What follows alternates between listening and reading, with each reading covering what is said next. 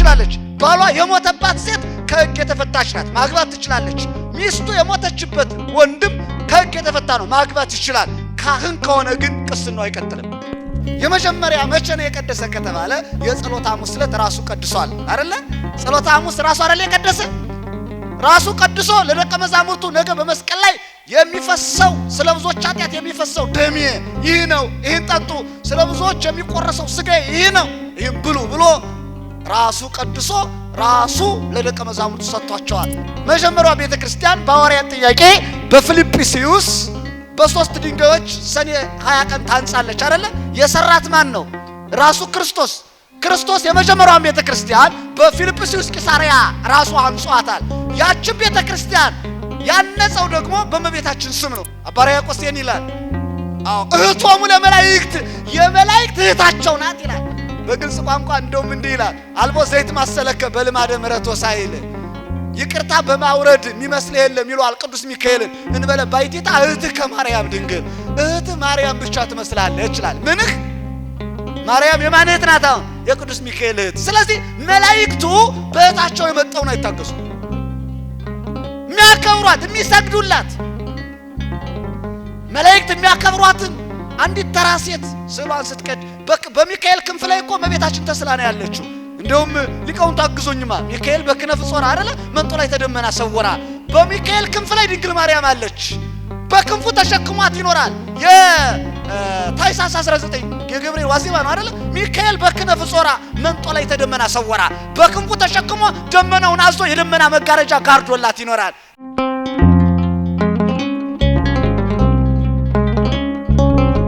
በስመ አብ ወወልድ ወመንፈስ ቅዱስ አሃዱ አምላክ ዘለዓለም ሥላሴ። ካለመኖር ወደ መኖር አምጥቶ በአርአያውና በመልኩ ሰው አድርጎ ሰርቶ ዳግመኛ በጥበቡ በጥምቀቱ የወለደን የአባቶቻችን የቅዱሳን አምላክ የኛም አምላካችን ልዑለ ባሕርይ ቅዱስ እግዚአብሔር ስሙ ከፀሐይ መውጫ እስከ መጥለቂያዋ ድረስ የከበረና የተመሰገነ ይሁን። እናትነትን ከድንግልና፣ ደምግባትን ከውበት፣ እናት ሆኖ ድንግል መሆንን፣ ድንግል ሆኖ እናት መሆንን፣ ሰው ስትሆን የአምላክ እናት መባልን፣ እንዲሁም ምድራዊት ፍጥረት ስትሆን የመላእክት እህት የተባለች ንጽሕተ ንጹሐን ቅድስተ ቅዱሳን ድንግል ማርያም ስሟ ይክበር ይመስገን። ቅዱሳን መላእክት፣ ቅዱሳን ነቢያት፣ ቅዱሳን ሐዋርያት፣ ቅዱሳን ጻድቃን፣ ቅዱሳን ሰማዕታት ሁሉ እንደየማዕረጋቸው ስማቸው የከበረና የተመሰገነ ይሁን። ክቡር መምህራችን መምህር ኤልያስ ፍቅረ ማርያም የካቴድራሉ የስብከተ ወንጌል ክፍል ኃላፊ፣ እንዲሁም ክቡራን መምህራነ ወንጌል በየማዕረጋችሁ የካቴድራሉ ልዩ ልዩ አገልጋዮች ስማችሁን ቅድም መምህራችን ሊቀ ልሳናት ሙሉ ቀን እያንዳንዳችሁን ለሕዝቡ አገልጋዮቻቸውን ገልጠዋል። እኔም እሳቸው የጠሯችሁ በሙሉ የቤተ ክርስቲያኒቱ ፈርጣማ ሊቃውንት በማለት በአንድ ላይ ጠርቻ አልፍና በዛሬው ዕለት የተመረቃችሁ ውድ ተመራቂዎች፣ በአጠቃላይ የሰንበት ትምህርት ቤት አባላት፣ ምዕመናንና ምዕመናት ሁላችሁም ቸር በሆነው አምላካችን ፍጹም ሰላምታ ሰላም እላችኋለሁ። እንደምን ዋላችሁ? እንደምን አላችሁ? እንደምን ሰነበታችሁ? አሜን። የምሕረት ባለቤት የሆነው እግዚአብሔር አምላካችን እንደ ኃጢአታችን ሳይሆን እንደ ምሕረቱ እንደ ክፋታችን ሳይሆን እንደ ይቅርባይነቱ፣ እንደ በደላችን ሳይሆን እንደ መሐሪነቱ በምሕረቱ ጠርቶን በቸርነቱ ሰብስቦን በቅድስት ቤቱ በአውደ ምሕረቱ ተሰባስበን እንድንማር፣ እንድንዘምር፣ እንድንጸልይ ስለፈቀደልን ስለማይነገር ስጦታው አሁንም ስሙ ይክበር ይመስገን። እንግዲህ ከኔ ጋራ ለቀጣዮች 40 ደቂቃዎች ያክል አብረን እንቆያለን ማለት ነው። ሁላችሁም በደንብ እንድትከታተሉ ከወዲሁ አደራላችኋለሁ። የምንማማርበት የትምህርታችን ርዕስ የሚሆነው ማርያምስ የማይቀሟትን ዕድል መርጣለች በሚል ይሆናል። ይህንን ርዕስ ሁልጊዜ ሲነገር ታውቁታላችሁ። ነገር ግን በዛሬው ዕለት መልካም ዕድል የሆነውን የእግዚአብሔርን ቃል መርጠው ሲማሩ የከረሙ ወንድሞቻችን እህቶቻችን የተመረቁበት ዕለት ስለሆነ ምርጫቸው ትክክል እንደነበረ ለማሳየት ነው ማለት ነው። ማርያምስ መልካም ዕድልን መርጣለች ወይም መረጠች ይላል። በግዕዙ ቋንቋ መረጠች ነው የሚለው ቀጥታ ማለት ሲተረጎም፣ አማርኛው መርጣለች ይላል ነጠላ መጽሐፍ ቅዱሱ። በግዕዙ ማርያም እሰ ሐሬት መክፈልተ ሰናየ ዘኢያሃይድዋ፣ ማርያምስ የማይቀሟትን መልካም ዕድል መረጠች ይላል። የተጻፈው ነጠላ አማርኛው ግን መርጣለች ይላል። ዞሮ ዞሮ ይኸው ነው፣ መረጠችም መርጣለችም ይኸው ነው አይደለ? ስለዚህ በዚህ ርዕስ ነው የምንማማረው። ቃሉን የተናገረው ሰማያዊ አምላክ የሁላችን ፈጣሪ አምላካችን ኢየሱስ ክርስቶስ ነው። የመዘገበልን ወንጌላዊው ቅዱስ ሉቃስ ነው ማለት ነው። ቅዱስ ሉቃስ በወንጌሉ በ10ኛው ምዕራፍ ቁጥር 41 ላይ ቃሉን መዝግቦታል። ሙሉ ሐሳቡን ለመረዳት ከፍ ብለን ቁጥሮቹን እናንብ። እኔ ዋናው ይችን ቃል ነው ለይቶ ማየት የምፈልገው። ማርያም የተባለችው ለስም አጠራሯ ክብር ምስጋና ይድረሳትና ድንግል ማርያም አይደለም እዚህ የተባለችው። ማናት ማርያም የተባለች? የማርታ እህት የአልዓዛር እህት ማርያም ናት። ብዙ ማርያሞች እንዳሉ ታውቃላችሁ፣ ተምራችሁታል፣ አጥንታችሁታል። ይህ አውደ ምሕረት የቃለ እግዚአብሔር አውደ ምሕረት እንደሆነ ይታወቃል። ስለዚህ ማርያም የተባለች ማናት ለሚለው ጥያቄ እህተ ማርታ ወይም የአልዓዛር እህት ናት ማርያም የተባለች። የማርያም ዕድል ምንድነው የሚለውን ጥናት ስናጠና መጻሕፍት እንደሚገልጡት ዕድሏ ቁጭ ብሎ ቃለ እግዚአብሔርን መማር ነው፣ ወንጌልን መማር ነው። ደግሞም የተናገረው ክርስቶስ ነው። ክርስቶስ ይህን ቃል የተናገረው ከእህቷ ጥያቄ የተነሳ ነው። የማርያም እህት ማርታ ብዙ ስራ ትሰራ ነበረ።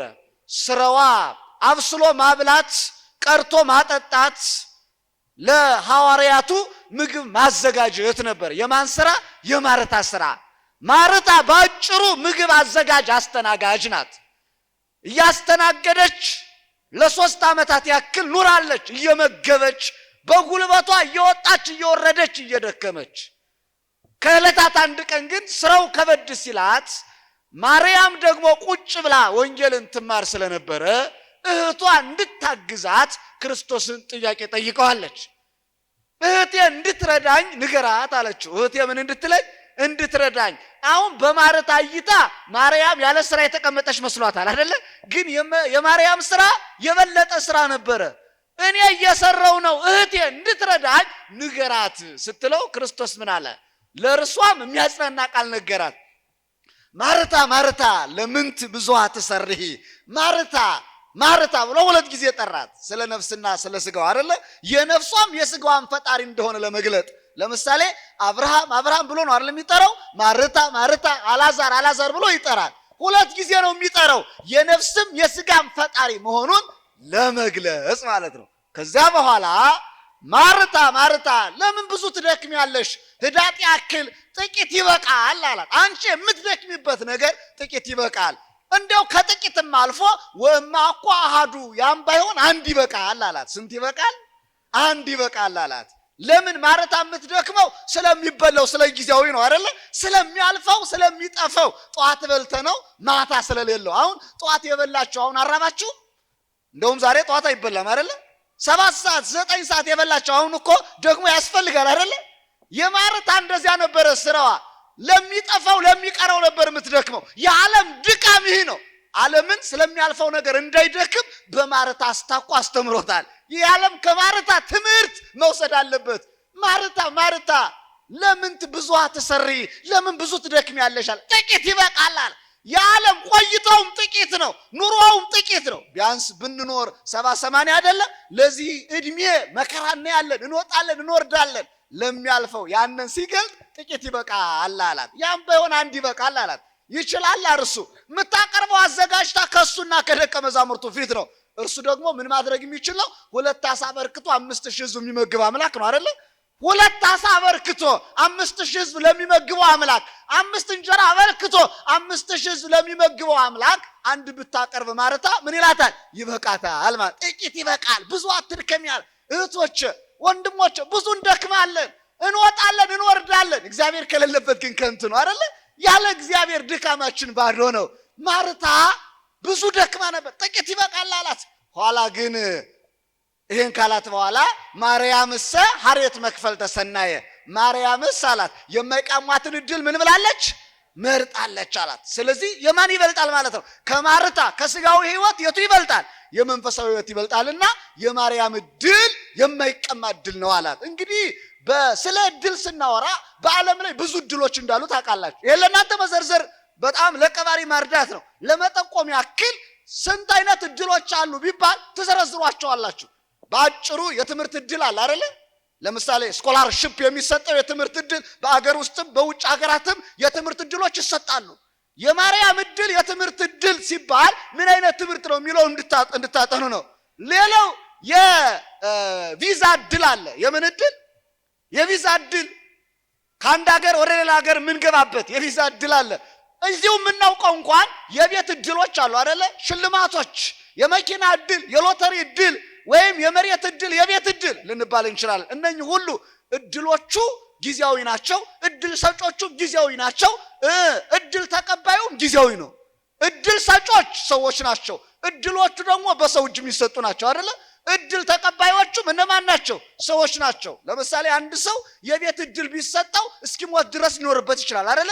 የመኪና እድል ቢደርሰው ያ መኪና እስኪያረጅ ድረስ ነው ወይም እስኪገለበጥ ድረስ ነው። እንዲያም ካለ የቪዛ እድል ቢደርሰው ከዚያች ሀገር እስኪገባ ድረስ ነው። ከዚያም የትምህርት እድል ቢሰጠውም 3 ዓመት ዲግሪ ተምሮ እስኪይዝ ወይም ከዛ ያለፉ የትምህርት አይነቶችን ተምሮ እስኪይዝ ነው። እነኚህ ነገሮች ሁሉ ከሞት በኋላ የማያገለግሉ ናቸው ማለት ነው አይደለ? አሁን ማስተርስ ዲግሪ ከሞት በኋላ ያገለግላል? ያገለግላል ወይ? ፒኤችዲው ከሞት በኋላ ይሰራል? የለም። በቃ ሰውየው ሲሞት አብሮ ወረቀቱም ይሞታል። ስለዚህ ክርስቲያኖች ማርያም የማይቀሟትን እድል መረጠች ማለት ብዙ ነገሮች እንድንይ ያደርገናል። የመጀመሪያ ብትሞትም እንኳን ሞት የማይቀማው እድል ነው አይደል? የኔና የናንተ የምድሩ እድል ብንሞት በሞት የሚያልፍ እድል ነው። የማርያም እድል ግን ሞት የማይቀማው እድል፣ እንደገናም አጋንንትም የማያጠፉት እድል ከውስጥ ያለ በቃ በውስጥ ይዘነው ለዘላለም እየተመነዘረ የምንጠቀምበት ማለት ነው። በምድርም በሰማይም የሚጠቅም መልካም እድል ነው። የማርያም እድል ምንድነው ከተባለ ባጭሩ እንደ እህቶቻችን እንደ ወንድሞቻችን ቁጭ ብሎ ወንጌል ምን ማድረግ ነው?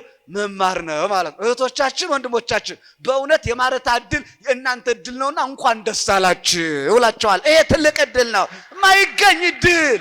ሌላው እድል ሁሉ ያልፋል።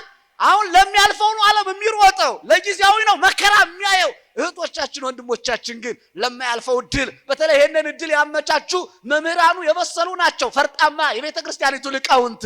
ይሄ ነው በጣም አሁን ቁጭ ብሎ እነኛ አሁን የተዘረዘሩ መጻሕፍት አሉ አይደል? የተማሯቸው የተዘረዘሩ የትምህርት አይነቶች አሉ። እነኛን ተምረው ሲኖሩ እንደ ማርያም መልካም እድል መርጠዋል ማለት ነው። ይሄ እድል ደግሞ በክርስቶስ የተገለጠ እድል ነው።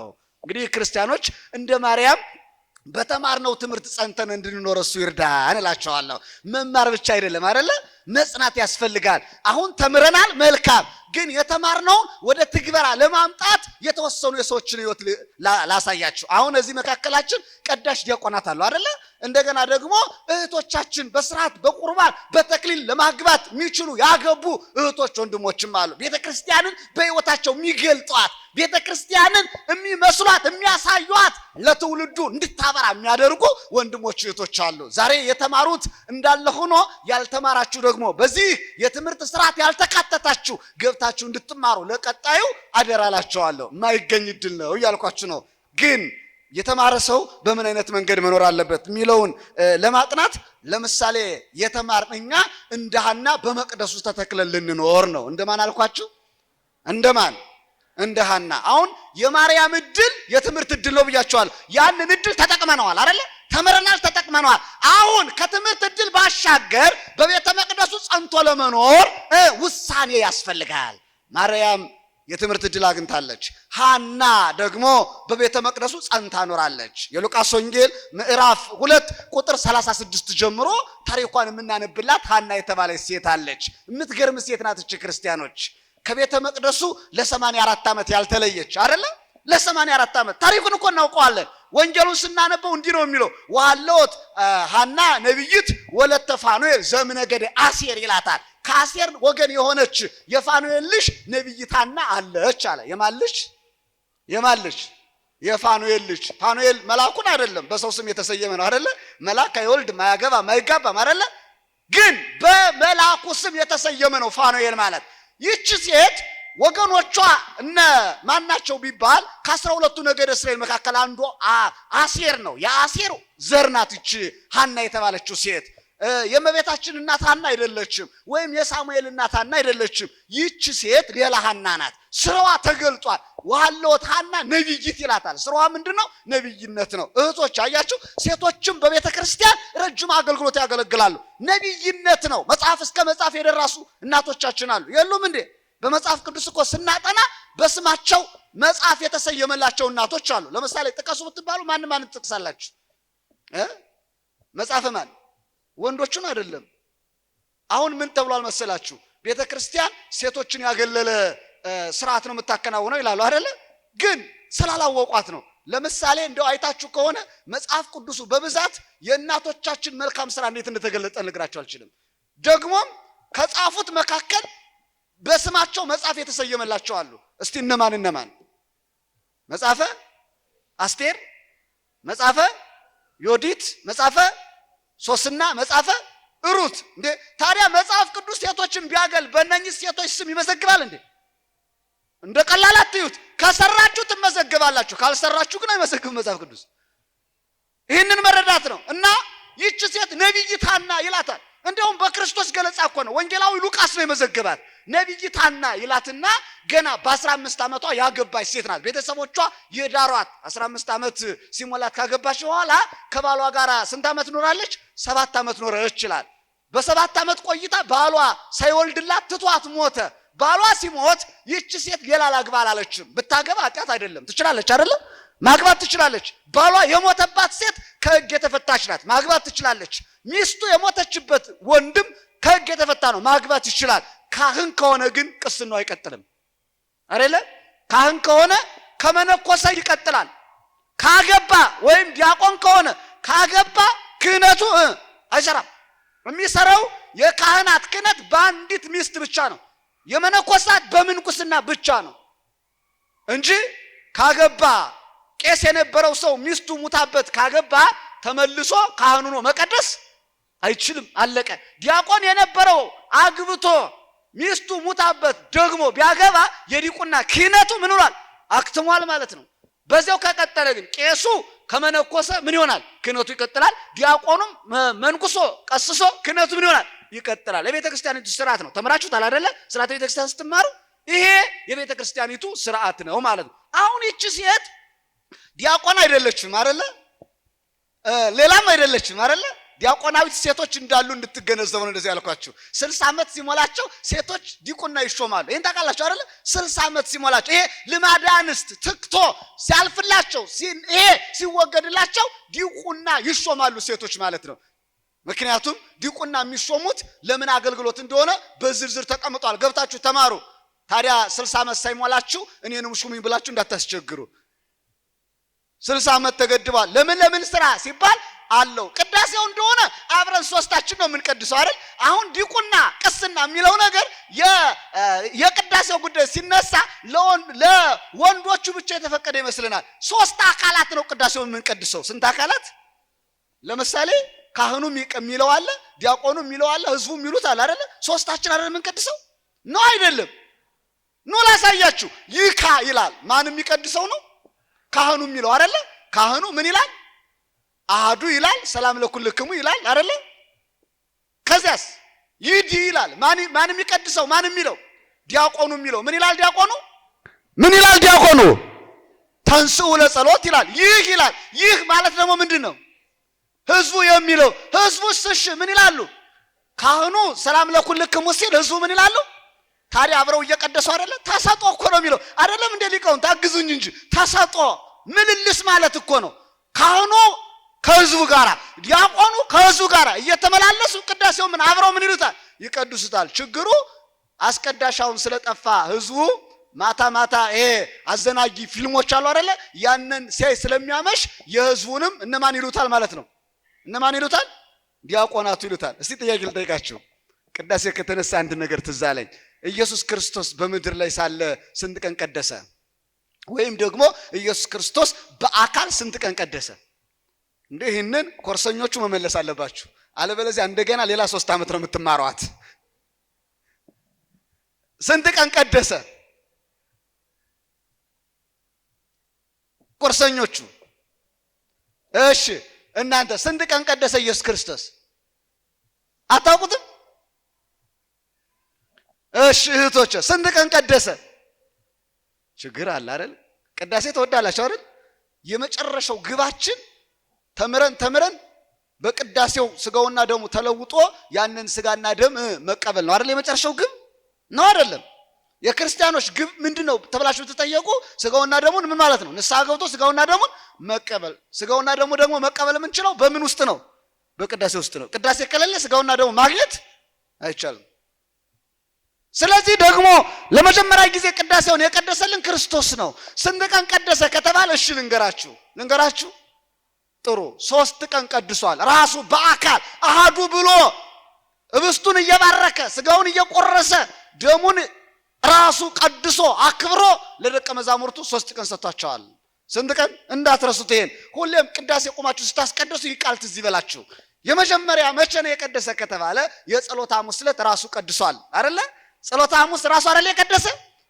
ራሱ ቀድሶ ለደቀ መዛሙርቱ ነገ በመስቀል ላይ የሚፈሰው ስለ ብዙዎች ኃጢአት የሚፈሰው ደሜ ይህ ነው፣ ይህን ጠጡ፣ ስለ ብዙዎች የሚቆረሰው ስጋዬ ይህ ነው፣ ይህን ብሉ ብሎ ራሱ ቀድሶ ራሱ ለደቀ መዛሙርቱ ሰጥቷቸዋል። ጸሎተ ሐሙስ ተብሎ ቀኑም ክርስቶስ የቀደሰበት የጸለየበት ቀን በመሆኑ ቤተክርስቲያን ታከብረዋለች። እንደውም ሐሙስ የቀን ቅዱስ ይባላል አይደል? ዝም ብሎ መሰላችሁ? ለምንድን ነው ሐሙስ የቀን ቅዱስ የሚባለው? ከቀኖቹ ሁሉ ተለይቶ ለመጀመሪያ ጊዜ ክርስቶስ የቀደሰበት ቀን መቼ ስለሆነ ነው? ክርስቶስ የቀደሰበት ቀን ስለሆነ የመጀመሪያው የአዲስ ኪዳን ቅዳሴ የተቀደሰበት ስለሆነ ቀኑ የቀን ቅዱስ ተብሏል። የቅዳሴ ቀን ስለሆነ ነው ማለት አንድ። ሁለተኛ ሰኔ 21 ቀን ራሱ በአካል ቀድሷል ክርስቶስ። ሰኔ 21 ቀን ሰኔ 21 እንዴት ቀደሰ የሚል ጥያቄ ከመጣ የመጀመሪያው ቤተክርስቲያን በሐዋርያት ጥያቄ በፊልጵስዩስ በ3 ድንጋዮች ሰኔ 20 ቀን ታንጻለች አይደለ? የሰራት ማን ነው? ራሱ ክርስቶስ።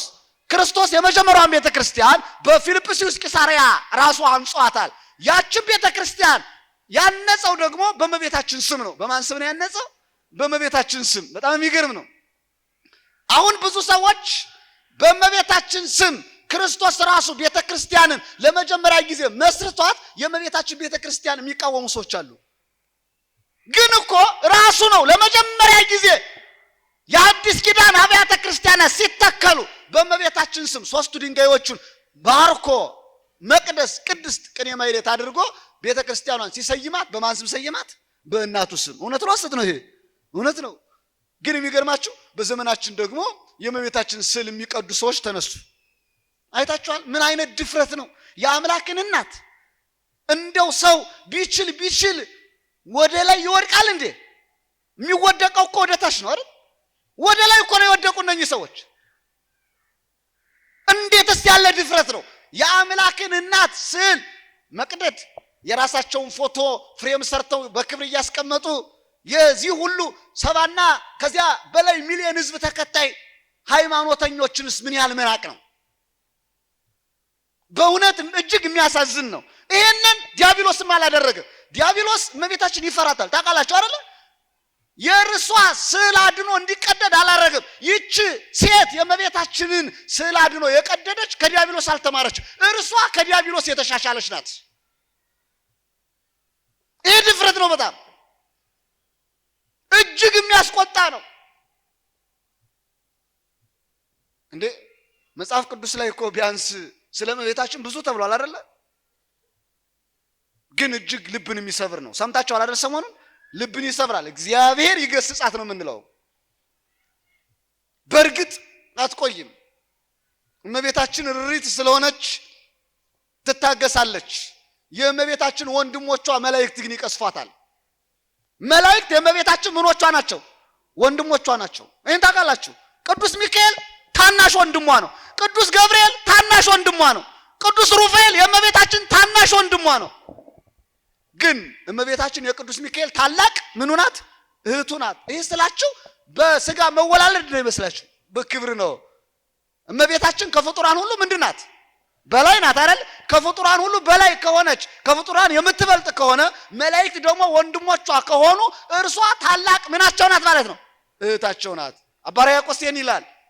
አዎ እህቶሙ ለመላእክት የመላእክት እህታቸው ናት ይላል።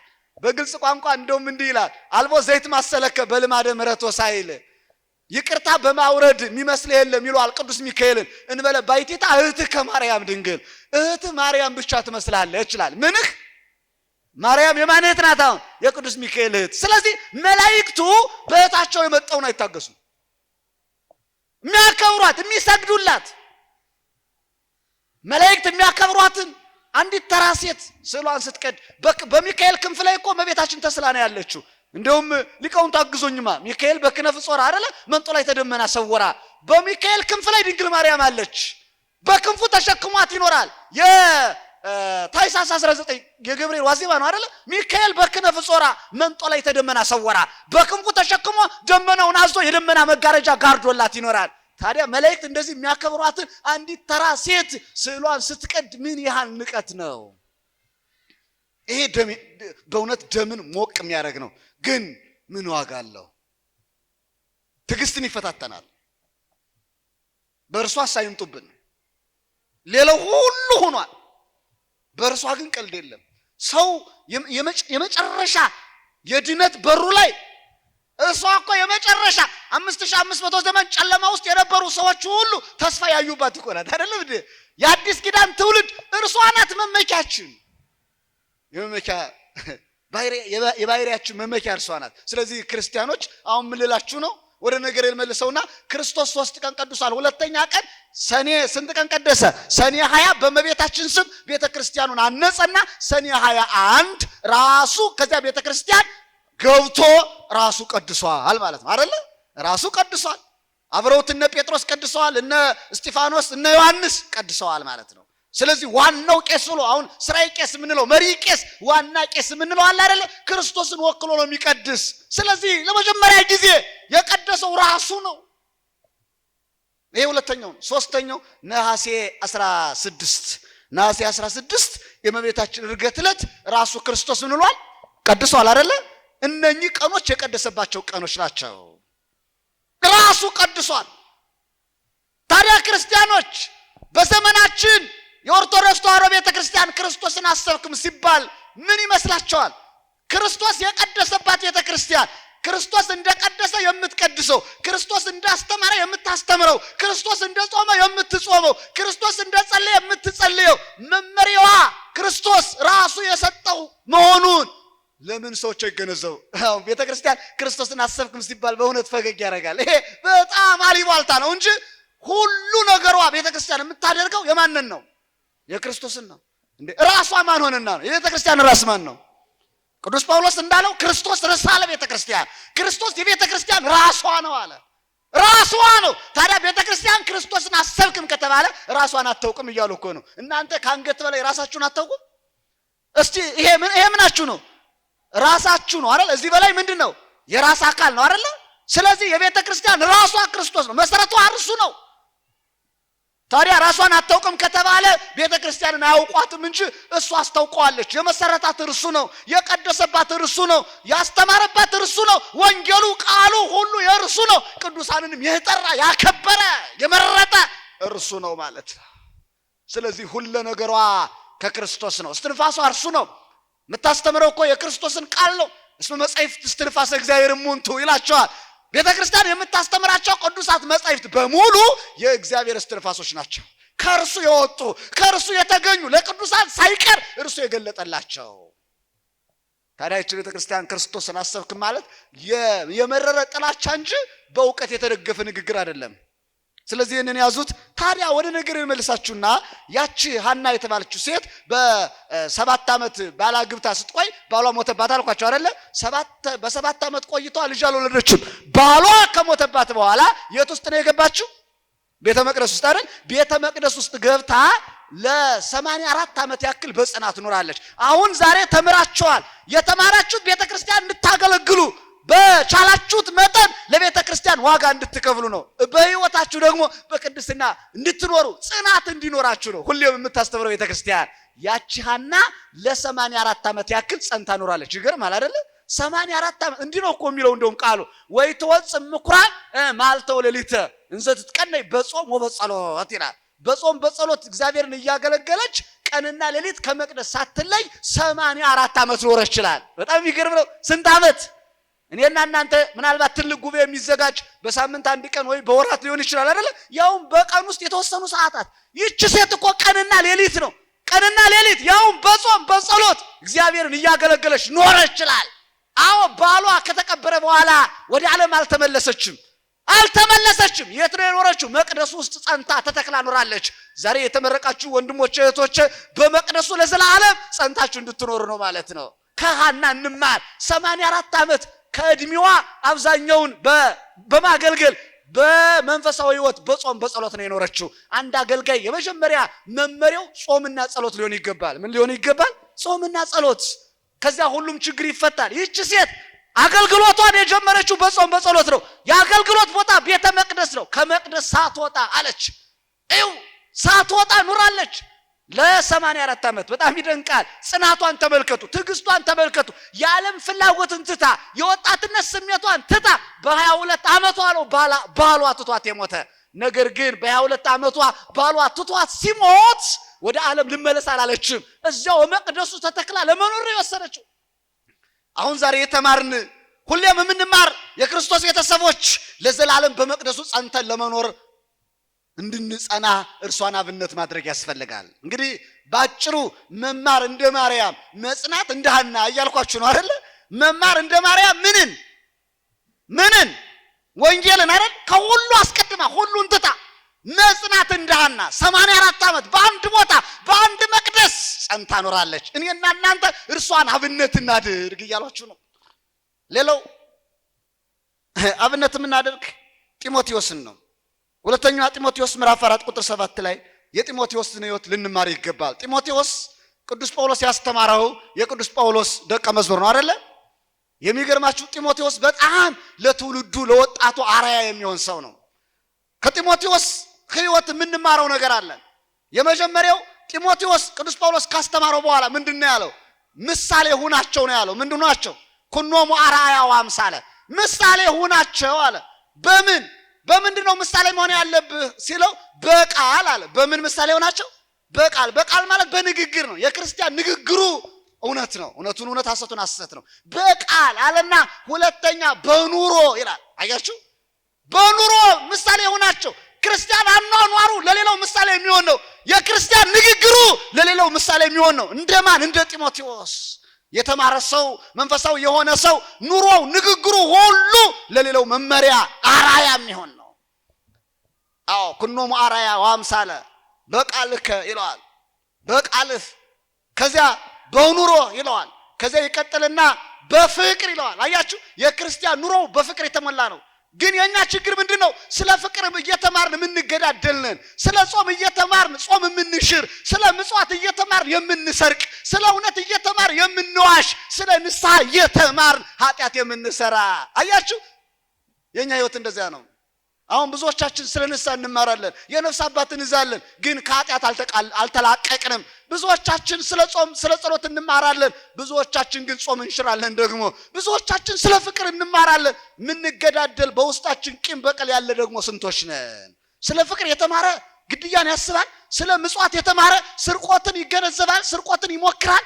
ስለ እውነት የተማረ ይዋሻል፣ ስለ ጽድቅ የተማረ ኃጢአት ይሰራል፣ ስለ ገነት የተማረ ሲኦላዊ ስራ እንዴት ይሰራል? አስበነዋል ክርስቲያኖች? የኛ ህይወት እንደዚህ ሆነ።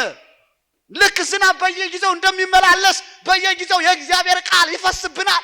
ነገር ግን ቃሉን እንደ ቀላል ወይም እንደ ግለሰብ ወሬ የተመለከት ነው። ማን ነው ዛሬ ከሐሜት የራቀው? ማን ነው ዛሬ ከዘር የወጣው? ማን ነው ዛሬ ከስርቆት የተለየው? ማን ነው ዛሬ ከዝሙትስ ነፃ የሆነው? ማን ነው እንደ ዮሴፍ ከዝሙት ንጹህ ሆኖ የሚገኘው? ማን ነው እንደ ኤሳው ሆዱ ያላታለለው? ሆድ ያታለለው ትውልድ በስቷል እኮ። ኤሳው ለሆዱ ሲል ብኩርናውን ሽጧል። ማን ነው እንደ አምኖን ስሜቱ ያላታለለው? አምኖን ስለ ስሜቱ በስሜቱ ተታሎ ከእህቱ ጋር ተኝቷል እኮ። ኤሳው ሆዱ አታሎት ብኩርናውን ለምስር ወጥ ሽጧል እኮ። ማን ነው ዛሬ እንደ ይሁዳ አምላኩን በማስመሰል ወዶ አምላኩን የሸጠ? ማይሸጥ ማን ነው ዛሬ? ሰውን ሰው እየሸጠው አይደል የምንኖርበት?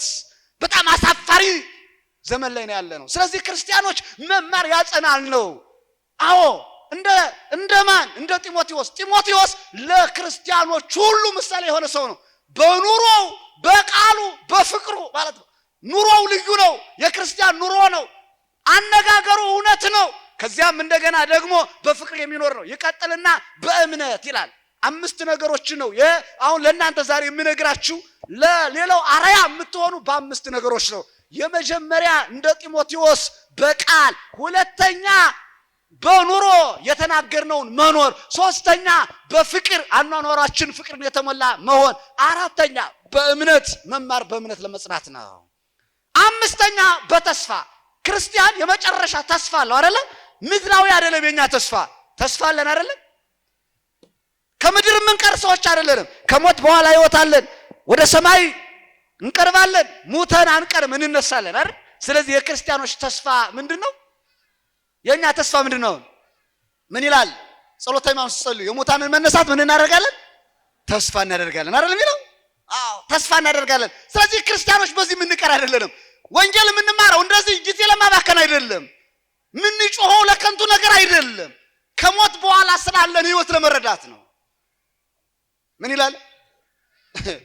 የክርስቲያኖች ተስፋ መነሳት እንደሆነ ሲገልጥ ኤጲፋኒዎስ የተባለ የቤተ ክርስቲያናችን ሊቅ፣ እኔ በየመድረኩ ይሄን ምሳሌ አነሳለሁ። ኤጲፋኒዎስ የቤተ ክርስቲያን ብርሃን ነው በእውነቱ ማለት ነው። ከ15ቱ ቅዳሴያት መካከል አንዱ ኤጲፋኒዎስ ነው። ስለ ክረምቱ፣ ስለ ዝናብ፣ ስለ ከዋክብት፣ ስለ ደመናት፣ ስለ መባረቅት፣ ስለ ወንዞቹ በሚገርምና በሚያስደንቅ መልኩ ጽፎታል። ቅዳሴው ሲቀደስ ስሙት። ነገር ግን አሁን እኔ ሃይማኖተ አበው ከተባለ መጽሐፍ ላይ የጻፈው እንደምነግራችሁ በዚህ ምድር እንደማንቀር ተስፋ እንድንሰንቅ ከሞት በኋላ ሕይወት እንዳለን ሲያስረዳ አስገራሚ ምሳሌዎችን ከራሳችን አንስቶ ነግሮናል። የመጀመሪያው ምን አለ? ሙታን እንደሚነሱ ሲገልጥ ምን ይላል መሰላችሁ? አንተ ሰው የሙታንን መነሳት ከጠጉር ተማር አለ። ከምን ተማር? ከጠጉርህ። ጠጉርህን ትላጨዋለህ አለ። የተላጨው ጠጉርህ እንደተላጨው አይቀርም፣ ተመልሶ ምን ይሆናል? ይበቅላል አለ። ልክ እንደዚህ ጠጉርን መላጨቱ የመሞት ምሳሌ ነው። ጠጉር መብቀሉ የምን ምሳሌ ነው? የመነሳት ምሳሌ ነው አለ። ይገርማል አይደለ?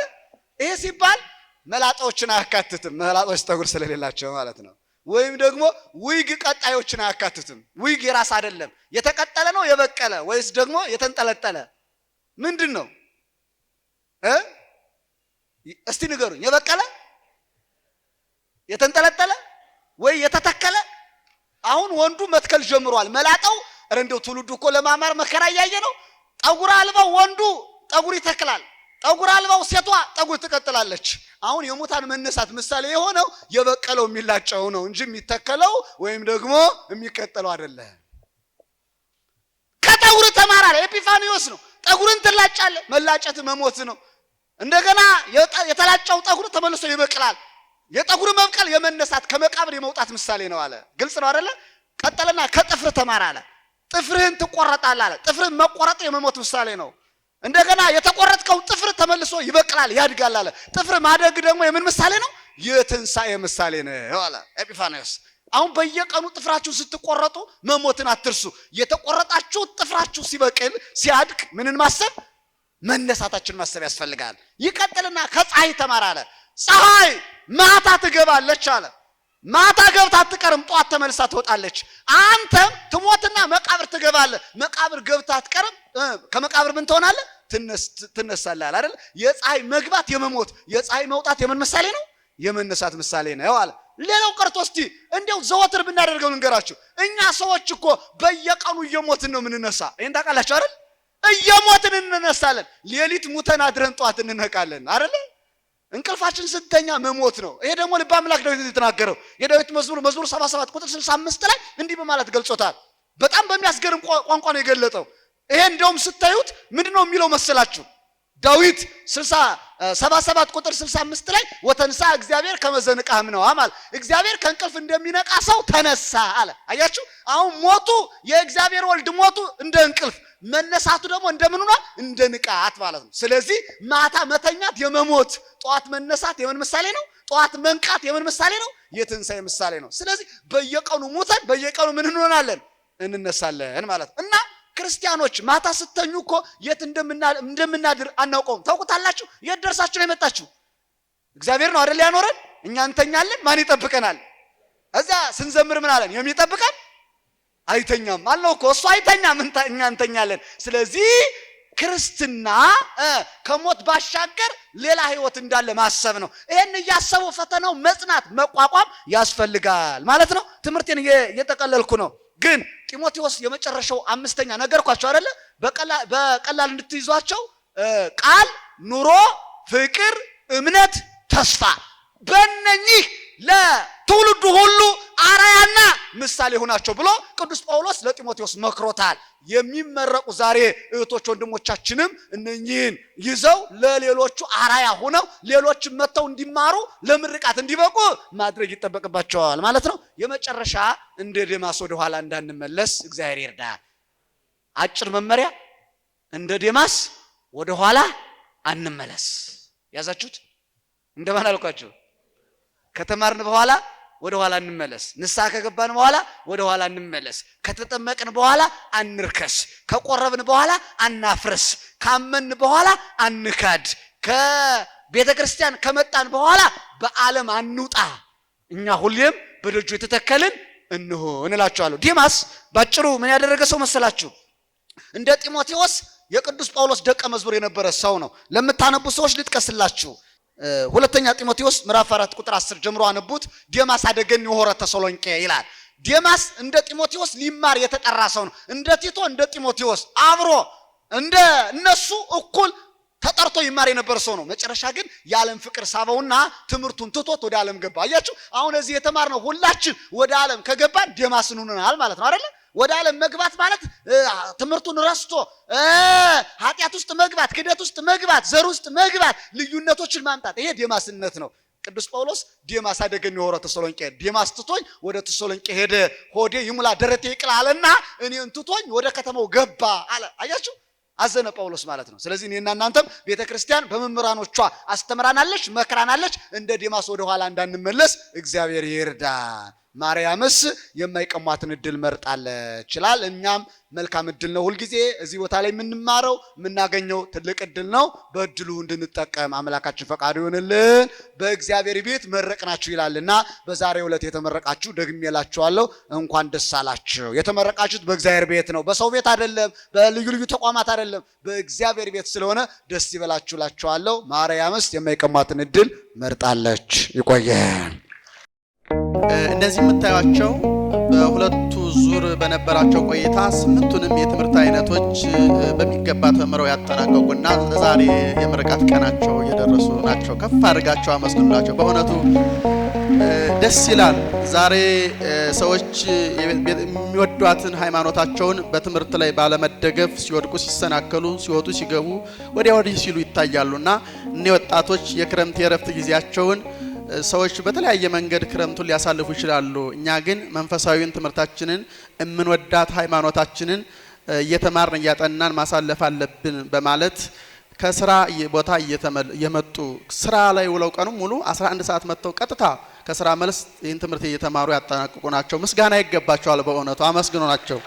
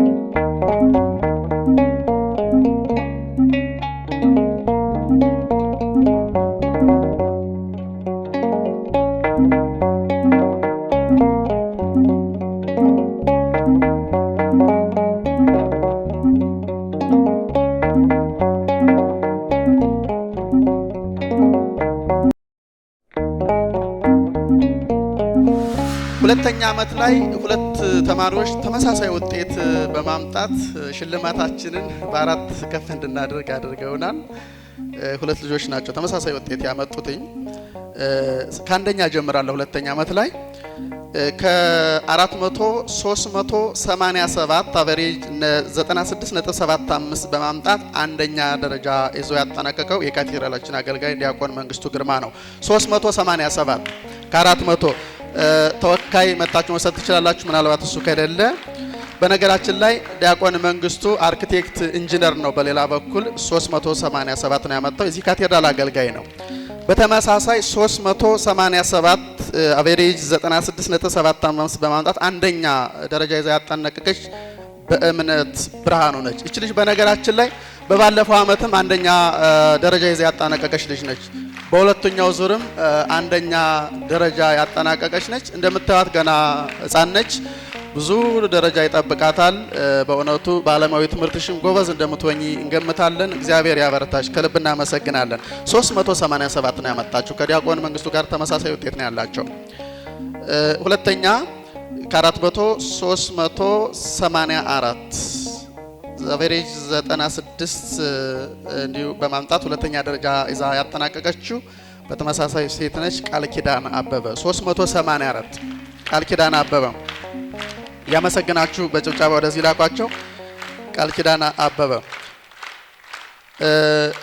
እንዲሁ በሶስተኛ ደረጃ ከ400 378.5 አቨሬጅ 94.625 በማምጣት ሶስተኛ ደረጃ ይዛ ያጠናቀቀችው ብዙነሽ በዳዳ ነች።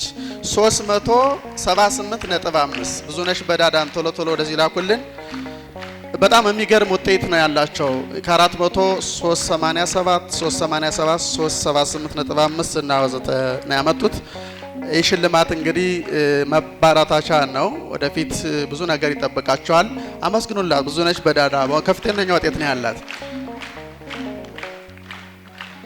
ከልብ እናመሰግናለን። የረዳን ማን ይመስገን? ከፍ አድርጋቸው አመስግኑ። እግዚአብሔር ይመስገን። በእውነቱ ለዛሬዋ ቀን ስላደረሰን አምላካችን እግዚአብሔር የተመሰገነ ይሁን።